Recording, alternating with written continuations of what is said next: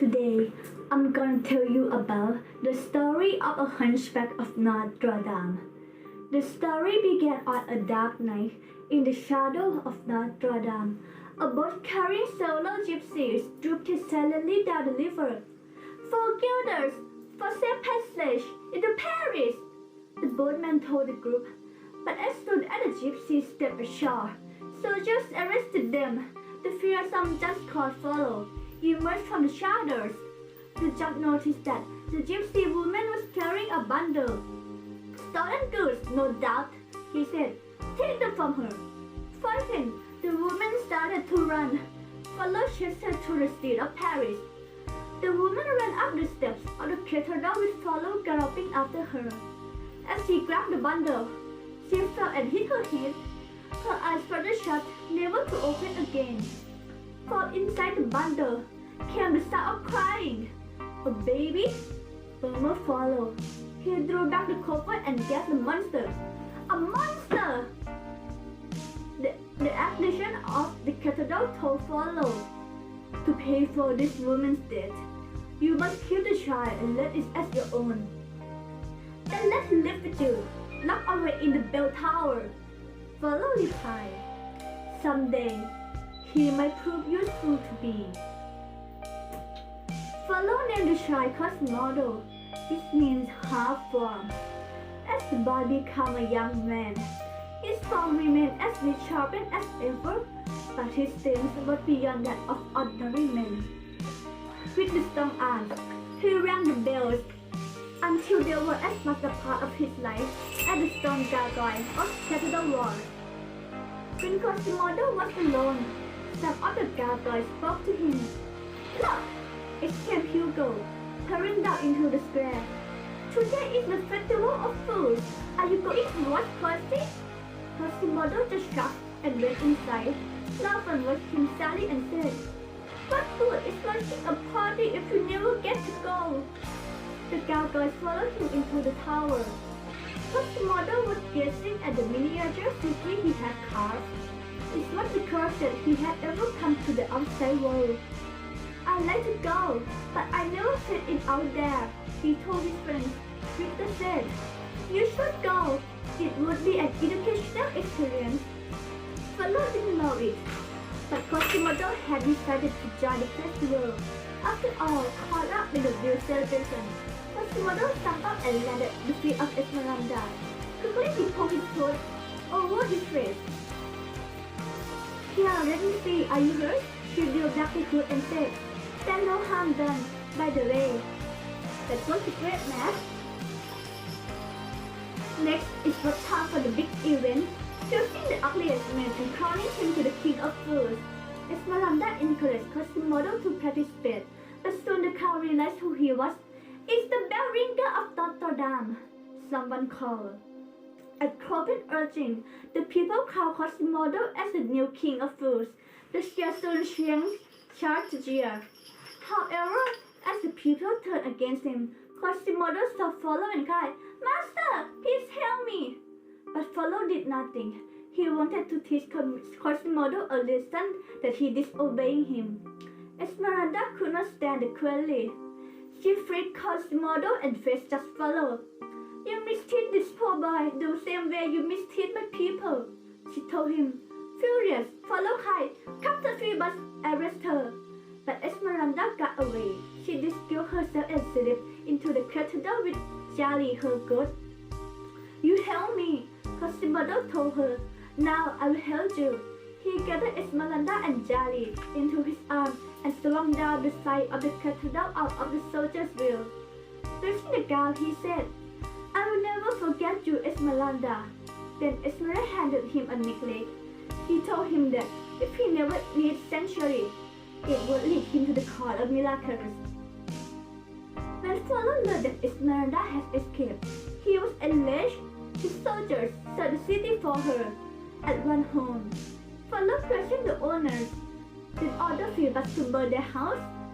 Phoebus refused. The judge reminded his captain. You were trained to follow orders, Phoebus replied. Not the orders of a madman. Follow sentenced Phoebus to death on the spot. but someone wearing a cloak and hood was watching him from the back of the car. It was Esmeralda. She picked up the stone and found it and followed horse. The animal ran. In the confusion, Phoebus slipped on to follow horse and galloped away. Get him! Cried Follow. The soldiers launched a shower of arrows. One of them hit Phoebus. He tumbled off the horse and fell into the river. The soldier was as he disappeared into the water. But after they left, Esmeralda dived into the river and rescued Phoebus. He was badly hurt. Desperate, Esmeralda took Phoebus to the cathedral. Please, have Phoebus here, she begged Quasimodo. Promise you won't let him come to any harm. Quasimodo promised and Esmeralda hurried away. Quasimodo hid Phoebus under a table just before Just Follow arrived.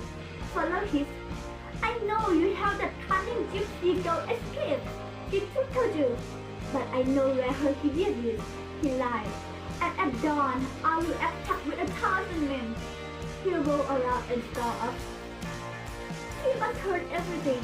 In pain, he rose to his feet and asked Quasimodo to help him find the cord of miracles. I can't disobey my master again. Quasimodo told him, Are you Esmeralda, friend? The soldier wondered. Phoebus staggered off to search for the cord of miracles on his own. Quasimodo made his decision. He would help his friend. Quasimodo caught up with Phoebus and showed him the necklace. It's a map, he said. Together, they followed it to a cemetery. They went down a secret passage and soon found themselves surrounded by gypsies disguised as skeletons, cropping across a tour being followed by. These men are spies! They are our friends! Shouted Esmeralda. The gypsies listened as Phoebus warned them of Follow's planned attack.